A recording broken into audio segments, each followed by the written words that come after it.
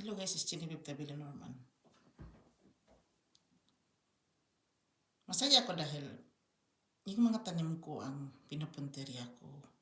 Kasi sa bansang ito, they are trying to remove all your plants. All your plants. Dito pala sa bansa nila, nauso yung ganitong klaseng mga tablecloth. Ganong klaseng ganong klaseng mga guys, mga tablecloth, mga kortina, ano pa. Something sa kanila pala yan. Akala mo lang, wala.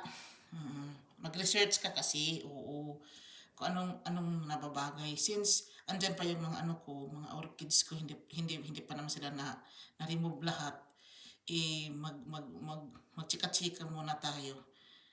Alam ko yun dahil nagtataka na rin ako. Saan kayo nanggaling mga ganyan-ganyan, no? Ito, ganyanin nila, base nila, Tapos may kulay-kulay pa yan, ba't ganun? Bakit nakakait sila ganyan-ganyan? Kasi sa situation na hindi mo maintindihan, yun, maglagay-lagay sila mga ganyan, mga patas-prutas, dito yun. Marami pala kung totoosin.